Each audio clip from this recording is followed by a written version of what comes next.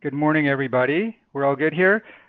Yeah, everything looks great. Uh, okay, thanks. So it's Ben Finkelstein here from the Climate Action Secretariat. I've been with the Secretariat probably for about 10 years. I've helped on the initial Climate Action Plan from the previous Liberal government. I worked on the Climate Leadership Plan from the other Liberal government from a few years ago, and I've had the privilege to help work on CleanBC and get it going here with the current government.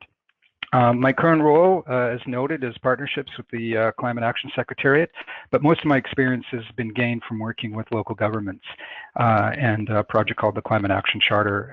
And I've worked quite closely with other ministries, mostly municipal affairs and housing, and most recently with energy, mines, and petroleum resources. So a long history with the Secretariat, touched on a lot of different files. Not technically familiar with everything we do.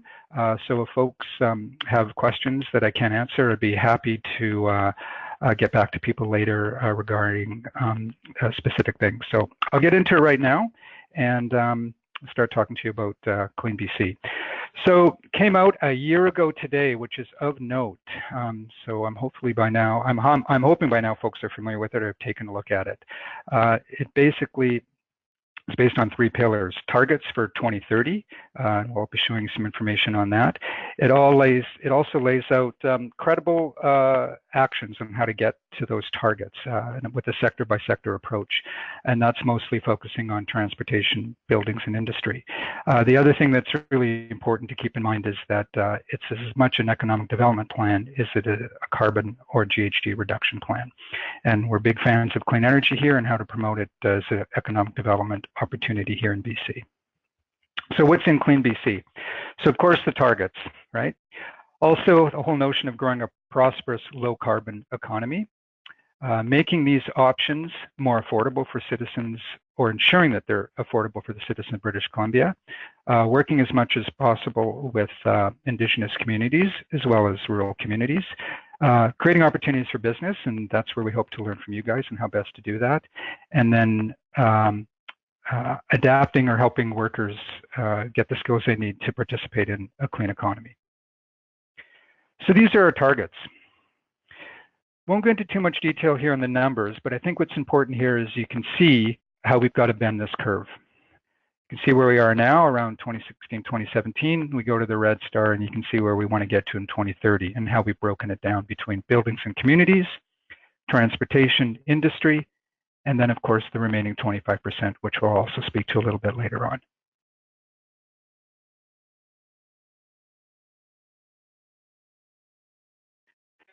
So of course, most of this is going to happen with massive electrification across the key sectors. Again, housing, transportation, and industry. We know we're going to need additional electricity because of the demand across the board for it. We work quite closely with hydro and determining how best we're going to meet that demand, keeping it cost effective for industry and consumers. We know that the amount we're going to need over time is about an 8% increase. So it's equivalent to all the electricity that the city of Vancouver uses. And that our existing and planned projects will get us there and help us meet this. But beyond 2040 and 2050, we're going to require substantial additional volumes of new clean electricity. I should also add in there that the innovations in demand-side management programs, conservation, energy efficiency also will play a very important role in us meeting the target and making the best use of electricity. So you can see here just a graphic of how that switch is going to occur, and not really that slow. We're almost at a place now where clean energy is going to start replacing fossil fuel. And again, keeping in mind this is across the board: transportation, housing, industry. So we're going to see lots of movement on electricity replacing fossil fuel in a lot of things that we're quite used to. So the change is coming. So transportation, probably the biggest slice of the pie that we have to deal with. Probably one of the more visible or exciting things that we work on here in the province is something that we refer to the ZEV standard or the ZEV mandate. And that basically over just about 20 years from now, through regulatory legislation, incentives and just the cost coming down, is that ZEVs will be the rule of the game, right? And that there will be no ICE or internal combustion engines on the road. So we've started with incentive programs for vehicles. People are probably aware of them. We've also started to do a lot of work, and you'll be seeing a lot more work in regards to charging infrastructure. Essentially, we want to make it as easy as possible for people to purchase EVs, get used to driving them, and having access or dealing with range anxiety and having charging infrastructure wherever we can put it in. The other thing that's really important is the transition piece, and probably even beyond, is the whole notion of a program called the Low Carbon Fuel Standard. And that's essentially requiring that 20% of the gasoline that you will be running in your car or truck is made up of renewable transportation fuels. So it's a significant challenge. The program's in place now. We're slowly ramping it up, but certainly I would think there'd be an economic opportunity, not an easy one, in BC to provide renewable transportation fuels content to the fuel suppliers that are mandated to have it in their system.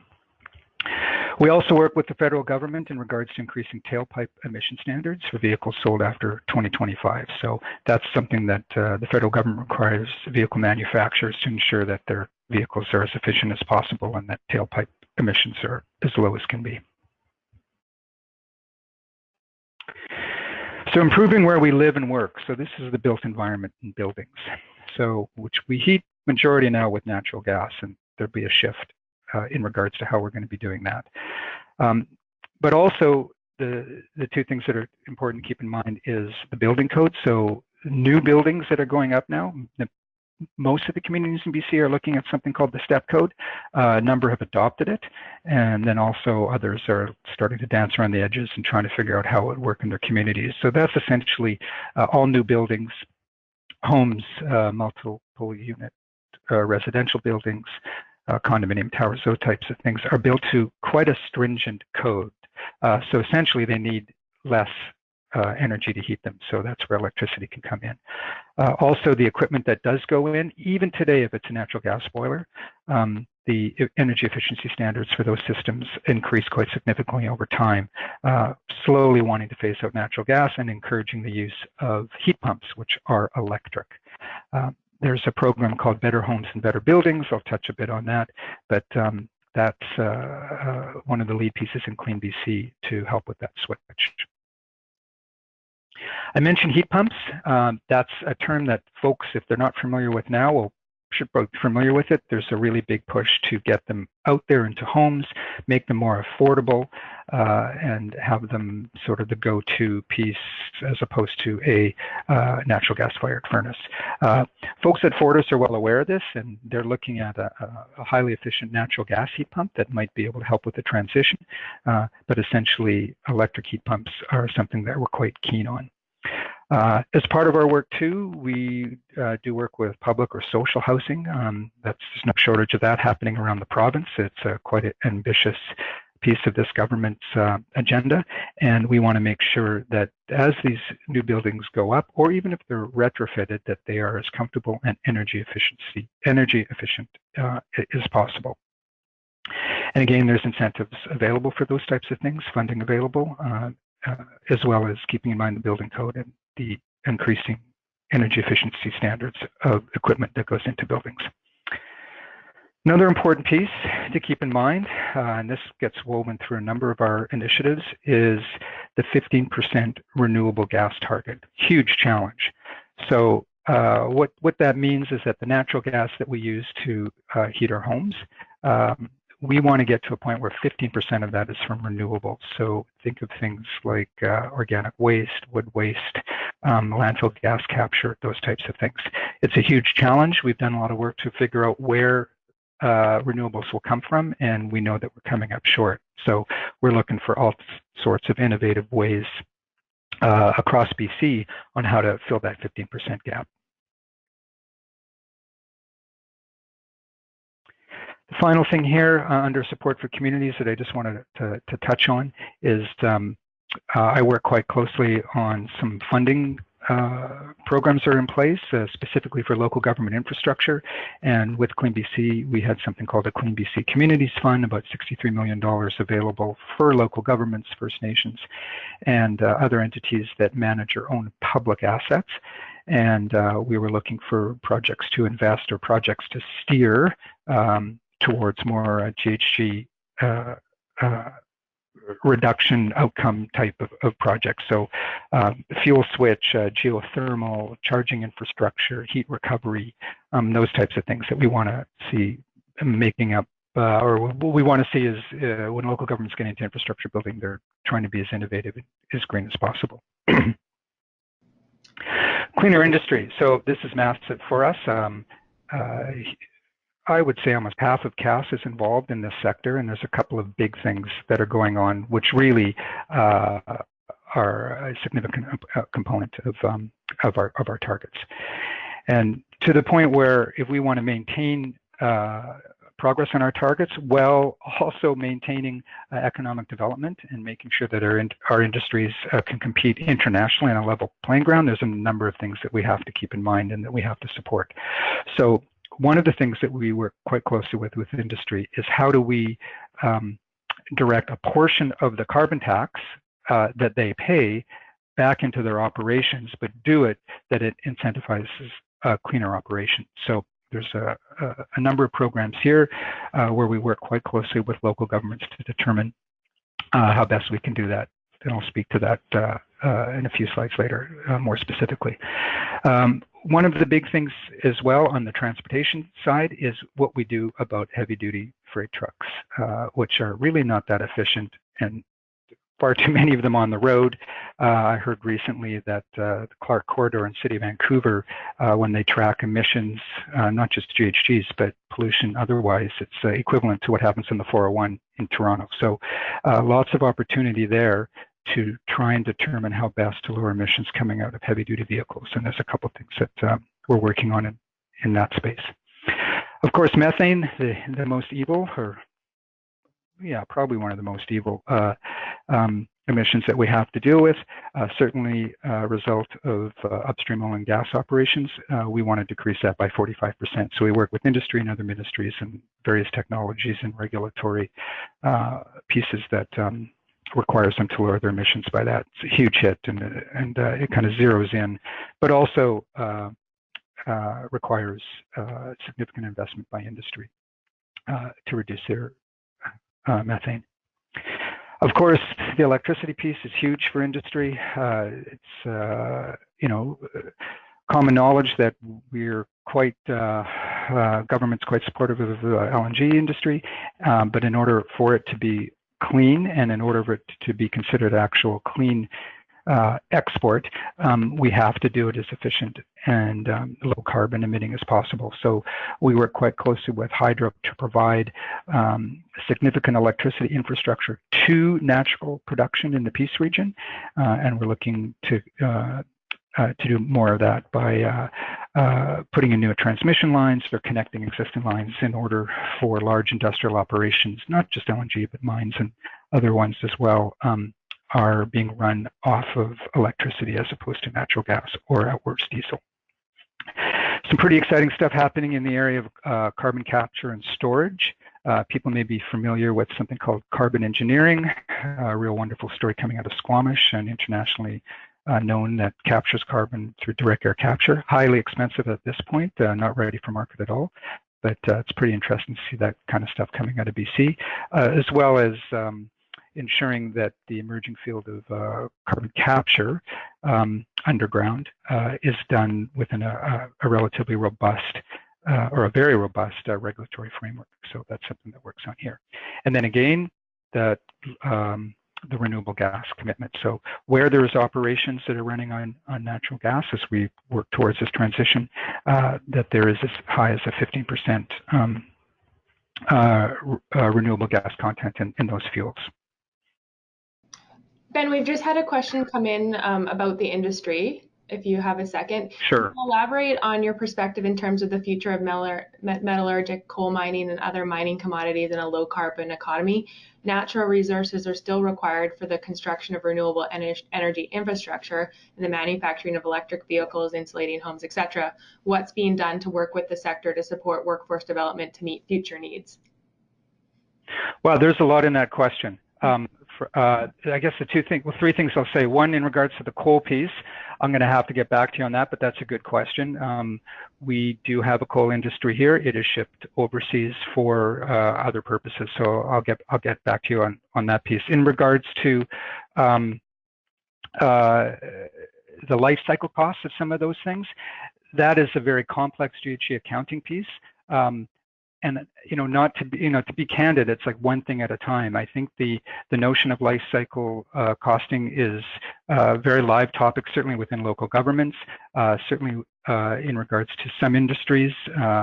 And I think that if we can get our head around how to do that best and how to get that sort of into a place where we can actually trust the numbers and start using them within our targets, then we'll be okay. But right now, that's a pretty new space. I think the third piece was around training and readiness, if I'm not mistaken. That was three questions there. And we'll get into a labor readiness piece in one moment. But certainly keep that question in mind, and we'll try and get back to you with further information after the show.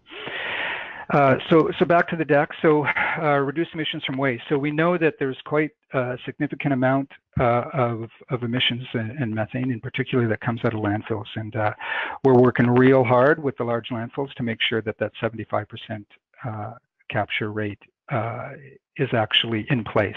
We're pretty close to most landfills. I think there's one remaining, but essentially we want to capture the remaining methane that's coming out of those landfills.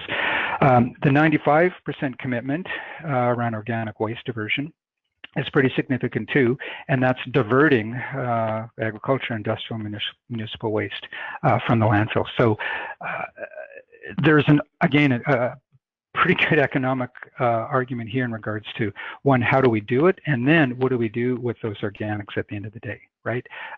There's sort of two prongs to this story. One is that we've got to reduce our waste as much as possible if we consider the waste hierarchy. So we want to make sure that what we are diverting, those numbers go down, right? But at the end of the day, there's energy latent, there's resources available within that waste, and what do we do with that, and how best do we manage it, and how do we build up a business case so that it can be used as an energy source. So that's where we get into things like the circular economy. Also from waste, and if we include forestry in that as well as residential, we get into the space around biofuels and how that works, what the business cases for it, what firms can be supported here in BC, how do we create more of a demand for it closer to the market, those types of things. So the waste one is, if anything, in regards to a more rural economic opportunity, it would seem it would be in that area.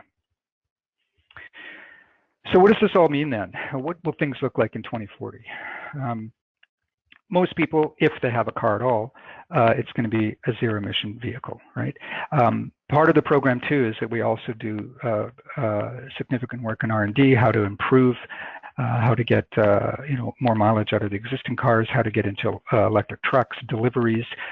People are talking about drones delivering things now. What sort of things can we do to improve the transportation sector, or help improve the electrification of the transportation sector? And I would also include, how do we get people out of cars and encourage more use of public transportation, active transportation, those types of things. We're going to see significant home energy efficiency improvements. Again, back to that heat pump thing. And, we know that we're going to need less energy to heat our homes. So heat pumps become a little more attractive. They keep the temperature constants through the year. They cool.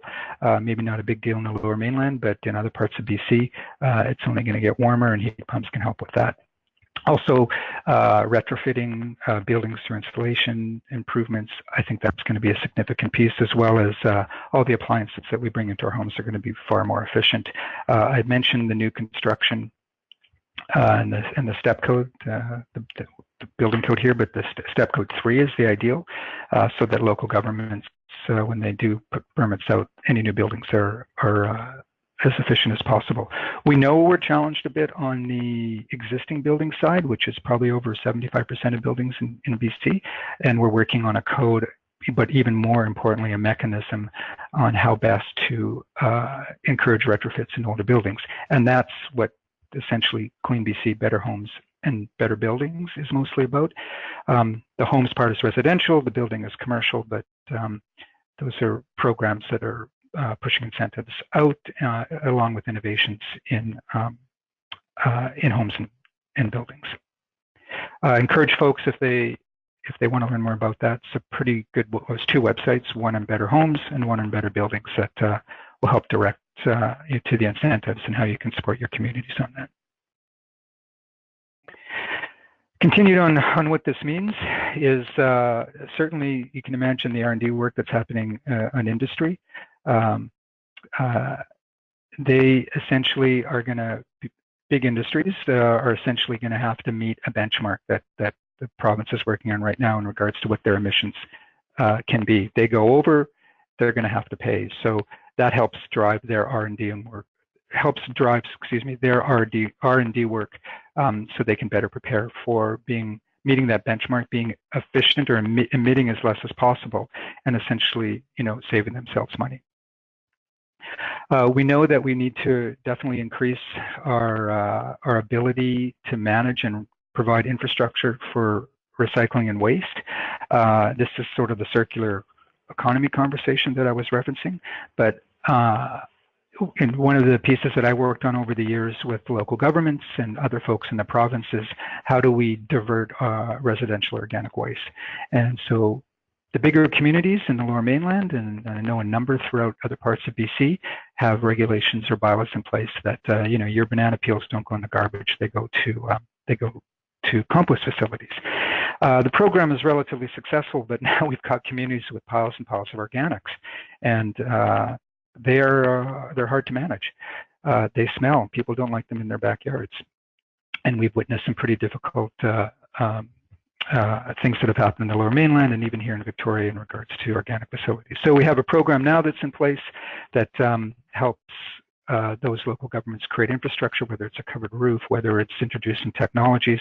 If we're really lucky, we get into the anaerobic digestion situation where organic waste, wood waste, agricultural waste can all be turned into energy and fed into the system. Fortis is a big fan of that. It's complicated. It's a little bit expensive, and managing waste flows is always a challenge. So when I speak with my environmental protection folks in our ministry, they make sure that the priority in all of this is basically just better recycling and better waste reduction. So we're not in a situation where we have to deal with all this waste. The other thing that's really important to consider here is the whole notion of our changing climate. I'll speak to that a little bit later, but there's significant work happening right now with CAS. If you guys aren't even aware of it, I think Engage BC is involved, but the development of a province-wide adaptation strategy. There was a risk assessment that went out this summer that laid out what BC can expect in regards to our future climate and what things we have to look out for. And we've seen it already, everything from cold, cold, dry winters to wet, wet, wet springs to fires, droughts, floods. And so how best does BC, especially local governments, adapt, respond, and prepare for these types of things? So with all this change and all these investments and all this plan, we are well aware that not just creating new opportunities, but there's going to be shifts. And so we're taking a quite a close look with our colleagues at other ministries, jobs, tourism, as well as advanced education, to get a better understanding of what type of trades training would be required, right? How will construction industry have to shift in regards to building things a little differently, adhering to the step code? What sort of skills does a bylaw officer in a local government require to make sure that buildings are going up properly? We're seeing now that a lot of electricians, for instance, are being called not just to residential, but to commercial enterprises to install, manage, and even explain and sell what charging infrastructure looks like. One of the things that there is concern over the coming years is what will car mechanics be doing, right? How will their jobs shift when there's more electric vehicles on the road?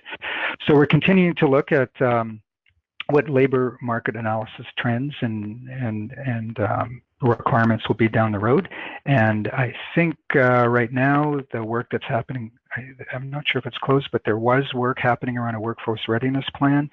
There was engagement across the province in regards to what people were thinking about, what they were considering, what sort of supports they needed, what type of mid-career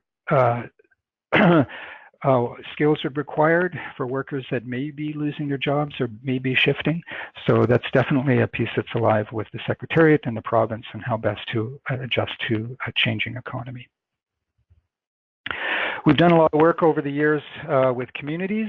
That's been part of my job, but when we've gone through different iterations of the plan, most recently CleanBC, we worked quite closely and received quite significant input from local governments on what they wanted to see in the plan.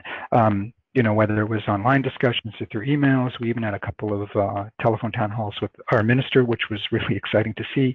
We had put intentions papers out so people could reflect and comment on the various ideas. And currently right now there's a UBCM special committee on climate action that CAS sits on, municipal affairs and housing, but local government and a few other sectors sit on. And I think local governments, as you've probably witnessed with all these declarations, climate emergency declarations, they're well placed and they're quite involved in CleanBC thinking right now, and they're trying to figure out how best they can bring their regulatory, financial, and constituents to the table to help with CleanBC. Some of the input that we heard from local governments as well as across BC and that we are acting on now, of course, people wanted to see a ZEV mandate. So that's coming into place right now where, you know, we talk about no combustion engines by 2040, but that's going to happen because not just incentives and the cost of vehicles coming down, but government's going to start, turning up the dial in regards to automobile manufacturers and the number of vehicles, the number of electric vehicles that they have to have on the car lots in BC. There's some pretty interesting stuff happening around active transportation, which also includes transit funding and improvements. If you're in the Lower Mainland, you know the challenges and the complexities and the funding requirements for getting around with public transportation. It works when it's great, and if it works, more people want to do it. So the pressures are quite significant. Some other communities, including the Lower Mainland, but also here in the island and the interior, are working on active transportation strategies and building up their bicycle infrastructure. Not without controversy, but I think we're going from, cycling infrastructure from being a recreation attribute to being something that people do to get around and to commute with. We also heard again around the step code. People wanted it, and we're implementing it. Same with home energy incentives, upgrading public housing, infrastructure funding, that's a CleanBC fund, and also things like the Low Carbon Building Innovations Program, where the folks that are running better homes and better buildings have provided dollars to bring really innovative type of things to market. So it might not seem super innovative, but things like insulation, windows, types of concrete, flooring, different type of technologies that are, if they're introduced into the building sector, can make quite a significant difference in regards to making homes more comfortable, but also more energy efficient. And these are things that we're looking at and investing in.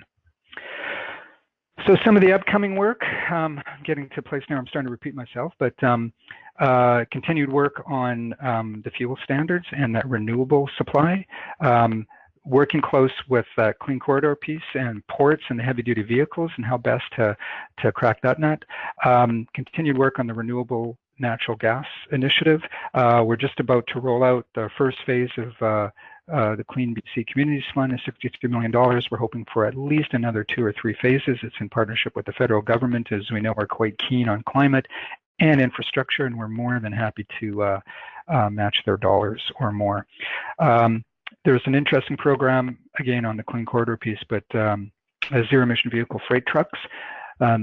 What we're looking at providing to ports about 10 or so loaner semis. Some are LNG, some are hydrogen, some will be electric vehicles, some will be compressed natural gas, just to sort of start introducing these type of vehicles into the heavy-duty vehicle market, so that the owners and drivers become more comfortable with the new technologies, whether it's the transition one around LNG or whether it's the really new approaches to EV and hydrogen. Keeping in mind that getting a hold of these vehicles is increasingly difficult, because as soon as they're manufactured or put out to the market, places like California gobble them up. So a huge demand for low carbon heavy-duty vehicles. We're starting to look at things like building energy labeling and reporting. So that's the whole notion of you know, like your residence or a building, giving it basically a grade or a performance level, so folks are well aware what the energy consumption of a building, and then trying to establish a benchmark for similar buildings, and then having large buildings report on it. So it's kind of a competitive piece, but it's mostly a software conundrum that has to be applied, and it's already happening in the Lower Mainland, where energy use for large buildings becomes normal, and essentially buildings start competing against each other on regards to who can be the most energy efficient. I've touched on the organic diversion and landfill gas capture. Also, there's significant work happening in remote communities. We know there's, I think, about 19 or so communities that are currently on diesel, which is not good. So there's different types of work on how do we bring in hydro to those communities? How do we create micro hydro for those communities so they become energy independent? Or how do we look at different technologies to get them off diesel, very high emitting? So far, summary of progress, we've got about 45 actions underway. 3 are complete. The ZEB legislation's in place. As an example, the transmission lines up in the Peace area.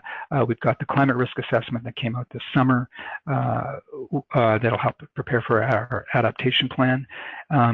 And then we've done some pretty significant engagement, not just on Climate Ready BC or adaptation, but we're doing it on job readiness, and we're also involved with Indigenous engagement across BC. We've done some work on that already, some more coming up in January, and I believe there'll be a slide coming up on that. So this gives you kind of an overarching view of how we're going to get to our 2030 target. You can see who makes up big pieces of the pie. Industry, pricing is going to help. Waste is noted, buildings and community transportation, where we're going to get our megatons from. But we know we got a little over 6 megatons to go, and we kind of call that the 25% conversation. And there's a number of things that we're working on right now, and working with our Treasury Board, working with the Center, working with other ministries on how best to deal with that remaining gap. So this is actually a pretty important slide to take a look at, and this is, next year is going to be a big year for CAS because of the strategy, adaptation, get ready, clean, or I'm not even sure what acronym we're using now, but it's basically an adaptation resilience plan for the province. We know things are changing. We know we have to adapt, even with all the different mitigation investments and efforts that that we're working on. We definitely have to start thinking ahead about how things are going to change. Climate Ready BC, preparing together. That's the thing. There's an online public engagement site, went up about a month or so ago. It's a pretty interesting read. Even if you don't engage and provide comments or anything, I think to be able to drop into that site, it gives you a pretty good idea in regards to what we have to do in BC to prepare for the future. So it's everything about dealing with infrastructure, dealing with heat, dealing with health issues that might be affected by extremes in weather, air quality, those types of things. A pretty large topic to get your head around, and I think that's going to be a challenge, but very exciting time for CAS to wrap that all up into a strategy, working with various sectors, local government, industry, and the public, First Nations. This is our Indigenous Engagement Plan. You can see the stuff that we've done over the spring and summer, who we worked with, from communities to youth, as well as the elders, and one-on-one meetings with organizations. That stuff continues to date, and there's folks at CAS actually in the section I work in, whose essentially full-time role is engaging with Indigenous communities across BC and supporting them on their ambitions around climate mitigation and adaptation planning.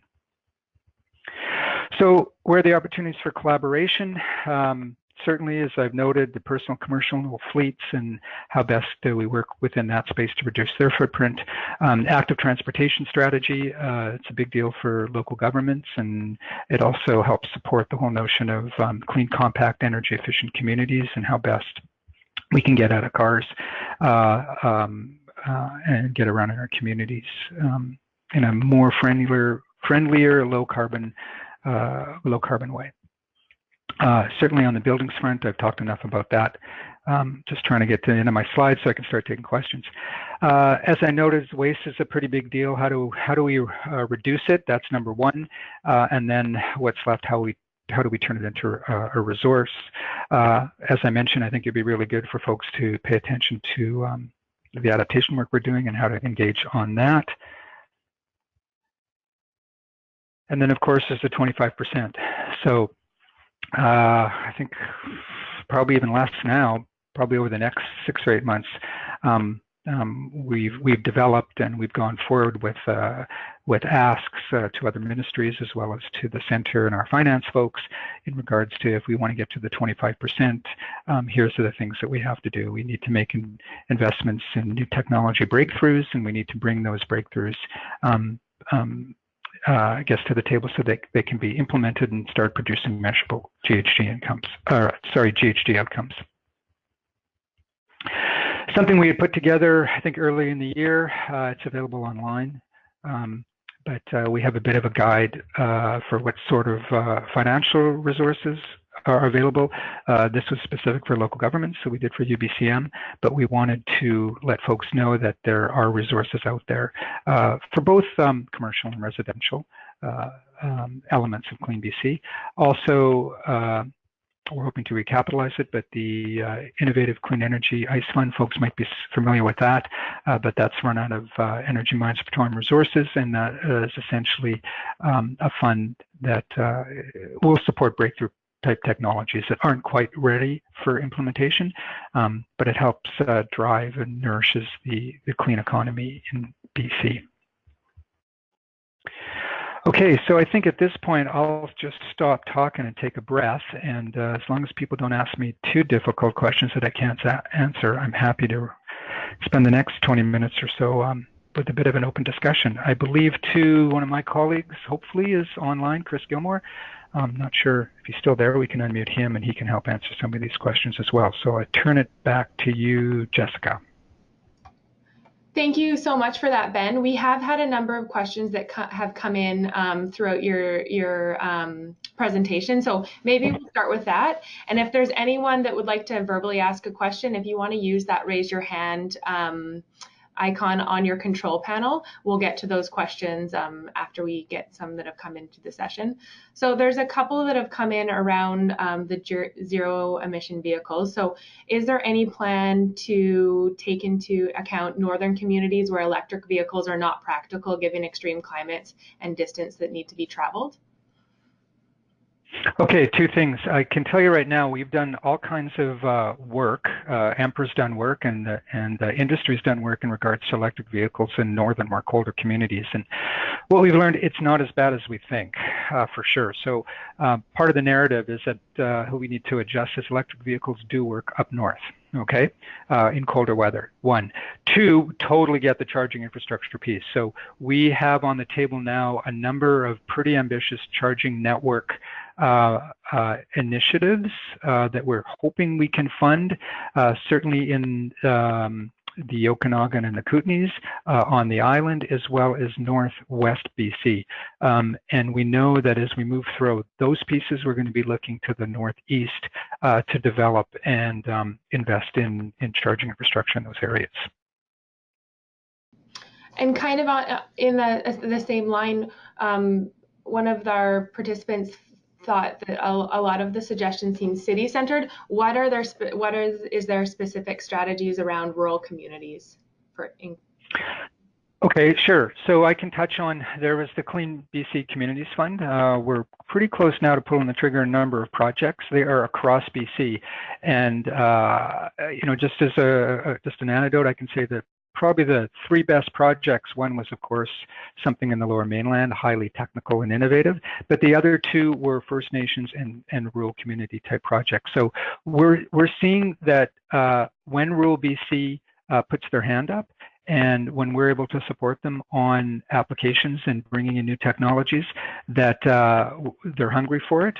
They bring resources to the table, and we're seeing they're bringing capacities to the table. So, we're quite excited by that. We want to do engagement later in the spring and then in the early summer, where we can get out to rural BC and speak to them about exactly what funding is available and what sort of things we can do so that they feel engaged and part of CleanBC. Great. Another question just came around recycling. With the increased amount of recycling that's going to be happening, how are we going to ensure that these items are actually recycled properly in British Columbia? Okay, that is a great question, and it's a tough one. To be honest, I think a lot of people at the residential and commercial and even industrial level think that their stuff just magically gets recycled and turned into products, and it doesn't. A big part of that is going to lie within the relationship that the province has with local governments, and our ability and local government's ability to build capacity around bylaw enforcement. So there'll be a combination of a compliance piece so that local government staff feel emboldened to regulate the amount of waste that they have to deal with. And two is that local government's going to have to provide, room within the Environmental Management Act, but probably more importantly, infrastructure, or guide the infrastructure dollars that are available into things like compost facilities, transfer stations, as well as encouraging things like they do in Surrey regarding trying to close the loop. It's a challenge, but they're trying to manage their organics, turning it into RNG to feed their waste hauling vehicles. So pretty innovative, not without its challenges, but whatever the government can do to support that, whether it's incentives or better use of regulatory tools, and then, of course, local government bylaw and compliance capacity. But then, the other thing I need, to add to that is the whole notion of consumer waste, the use of plastics. I think at the end of the day, it might seem like a small thing and a little controversial, whether banning plastic bags or banning straws and those types of things. But I think we need to see, and I think government is trying, not without its challenges, to begin looking much more closer at those things. There's a plastics intentions paper that went out a few months, and it starts to signal what we're going to have to do in regards to the amount of waste that communities generate. And is there any plans for steps to be taken in terms of supermarket waste, similar to what's being done in Europe?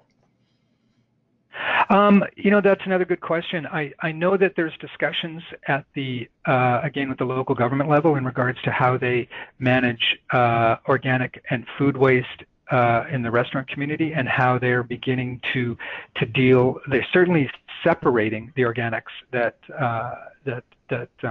are coming from residents, as well as grocery stores. What needs to be done is just reduce that at source, right? So I think that there's a program in place called Love Food, Hate Waste that came out of the UK, and we're just starting to implement that type of thinking around here. And even though it's like a behavior change social marketing piece, when we look at it from a GHG reduction end, like if you can indeed model that and have consumers pick up on that in regards to how their behavior changed, the reductions are significant. So I think we'll see more push on those types of behavior change type of activities, and which will thus change behaviors in supermarkets and that, and how they deal with things like best buy dates, or making sure that they're not wasting as much as they do now.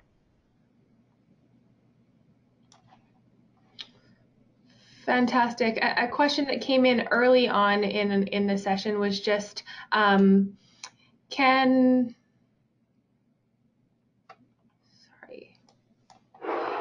we expect additional support from BC Hydro for homeowners to install solar panels and the development of resilient microgrids? Yes. I have to think this one through for a second, but I know that if I look at CleanBC and I look at some of the programs that both Fortis and BC Hydro have, depending on who it is, they'll support it, right? I don't think they're going to do it the residential. If it's a remote community, I think it might be something they're interested in. But keep in mind at this point, hydro has significant amounts of electricity. We talk about we're going to need a lot more, and that day is coming for sure. But right now, BC Hydro's electricity supplies are more than enough to get us over the next few years. So there's caution in regards to them essentially creating a supply coming from elsewhere, right? So that's what we're seeing with some of the EPAs, where there's energy purchase agreements that were signed, and I think they need to slow down a bit on that and rethink that. There's an existing BC Hydro review in place now that's looking at those types of things. So the simple question for that is, if it's a remote community, hydro will probably be interested in supporting it. But if you're just switching from grid electricity to solar electricity, hydro is not going to support that. Following up just on kind of solar panels, a city in the Kootenays recently installed solar panels in City Hall. The estimated payback time is about 38 years, not including panel and battery replacement. When will the economics of these systems make more economic sense? I'm not sure if you'd be able to answer that, but that was the question that came in.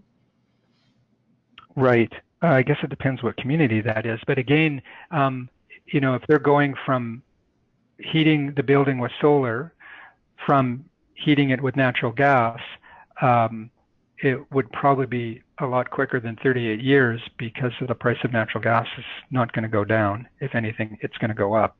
So that's a tricky business case piece there.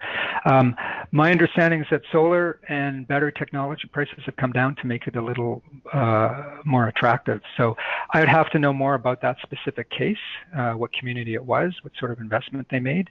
But happy to discuss more of that offline and to try to figure out how best to come up with an answer to that question. We can share the information with the person that asked that with you after the session. Sure. Does CleanBC offer any training or recommendations on the circular economy, or can you recommend if you don't offer them yourself? Not yet. I know that there's going to be what we call like an intentions paper, where we come out saying, like, here's what we think, or here's what the province means by a circular economy. These are the types of things that we have to start thinking about, and the skills that we may need, and then there'll be an opportunity to engage on that. But I do know that there's a pretty interesting cohort of government, local government, industry folks that meet and are doing some pilot work around the circular economy. If whoever asks that question, we can get back to them about who that group is, and I'm sure we could plug them into some of the work that's happening around that, and some of the resources that are available that are BC specific, related to the circular economy. It's something we're really interested in. It's a complex space.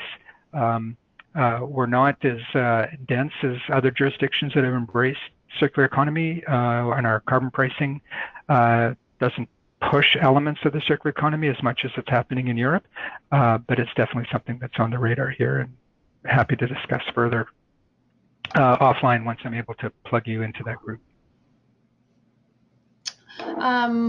One suggestion that came in was, is there any opportunities for short sea shipping in addressing cleaner freight? One barge is 60 to 100 truckloads depending on the goods being shipped. Was there a focus for Provincial and Transport Canada? This was previously a focus for Provincial and Transport Canada in the mid-2000s. Is there any plan to connect this with the climate action strategies? Okay, stop me if I'm answering the question the wrong way. I think I understand the question, but I do know that there's work happening, essentially driven by the LNG industry, on bunkering fuel for ships, and I know that Fortis has done some work in the Lower Mainland making that available to try and get those ships off of bunker or like bad diesel fuel and get them onto LNG. So that's one thing. I also know that the province has worked with ferries to improve their ability to provide hybrid LNG diesel ferries as well. I know that I cannot recall the name, but not BC Ferries, but the folks that do all the freight back and forth to the mainland and the island are making some huge advancements in regards to electric ferries, and their ships now are being built or being retrofit to hold batteries to encourage on that. We meet with ferries, we meet with industry. There's a Clean Corridor group that we've had conversations with, and we track the work of rails and ferries and airports in regards to how best they can fit into CleanBC. I think that might have been what the question was, but if not, I'd be happy to try and address it again if I understood what the question was. Great. We probably just have time for a few more questions. One that came in is, how can rural communities promote the economic opportunities that will arise from CleanBC to their local industry and businesses? Are there resources available that can be shared with those groups by local governments? I believe there is a small resource piece that Cass did on regard. It's similar to the local government piece, and I would probably, whether the slides are available or we can send it out afterwards, is what sort of funding opportunities are available. There are what I can say is that there are some interesting things happening in the Lower Mainland. Like, for instance, there's something called ZEBEX, which is a Zero Building Center of Excellence, and I know that they're keen to provide information to rural communities, whether it's through Chamber of Commerce's or local governments or local economic development associations. But what we're seeing in the Lower Mainland that we would like to see in rural BC is that the trades coming together and saying, yeah, we get CleanBC, we get all the things that we need to do to lower emissions and adapt to a changing climate, but we need either like a clearinghouse or advice or best practices. So those types of things are coming. They're just emerging in the more dense areas, and as part of that, CAS and other ministries are working, and other local governments are working on how better to share that in rural BC.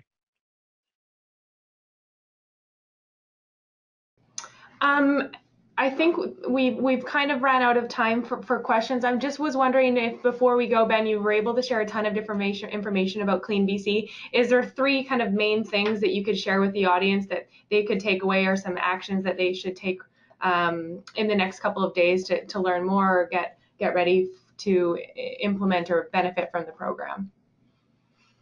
Okay, sure. So honestly, I'd say 1, eat less meat. but secondly, I would say go online and take a look at the adaptation, resilience, engagement conversation. So I think that's really, really important. Not just from an adaptation perspective, but there will also be a shift in what sort of economic opportunities will be available, or a shift in those types of opportunities, and it's a good opportunity from an economic development perspective to get your comments and your voice heard on that. The other thing too, although it's closed, you may want to take a look at the labor readiness strategy and become familiar with some of the work that they were considering in regards to working with the trades, working with technical institutions working with local governments on how to better prepare the labor force for CleanBC. And there'll be more of that coming, and I think it's important for certainly the economic development side of folks to pay attention to it. So those would be the three for now. And you've shared some resources online. If people have specific questions, how can they follow up to get answers? We're going to share the questions that we weren't able to get to today that were asked through the webinar, but how can people reach out and get help if they have questions? Sure. I'll just go to that last. So there is my email address. I'm happy to receive email. I'll probably turn to some support of other folks in CAS and other ministries, so it might take a while to get back to you. But you know, the final thing I'll say is that in all my time working at the Secretariat, I've never seen other ministries. Of course, Energy, Mines, Petroleum Resources has always been alongside of us, but we're seeing transportation, municipal affairs and housing, the Economic Development Ministry, forestry really playing a significant role and taking leadership pieces to this. So expertise is across government, and so any questions you have, I have a pretty good idea of where I can go to get the answer, far better than what I've been able to provide in the short time we've had here. Fantastic. Well, thank you so much for taking the time to walk everyone through this. And it was a bit of a lot of questions coming at you from a lot of different perspectives on a lot of different topics. Thank you so much for sharing what you have. Okay, and a pleasure. Yeah, that was fantastic. After this webinar, I just want to let everybody know that this will be recorded, as well as the slides that were shared by Ben. And that'll be in about a week once we were able to get it posted. So if you want to go back and have a look or share it with anyone else, that will be posted. A survey is going to come out after this webinar. It's really great if people can take the time to fill it out, just so that we know for future webinars what topics people are interested in, what worked well, and if there's any specific area that you want to learn for your economic development in your community. And that's all that we have for you today. Thanks to Ben again and the Climate Action Secretariat for sharing this information with our group. And thank you for taking the time to participate in our webinar. If you have suggestions, like I said, put them into that survey and we'll try to incorporate them for 2020. Thank you again, Ben. And I'm gonna close off for today. Okay, thanks.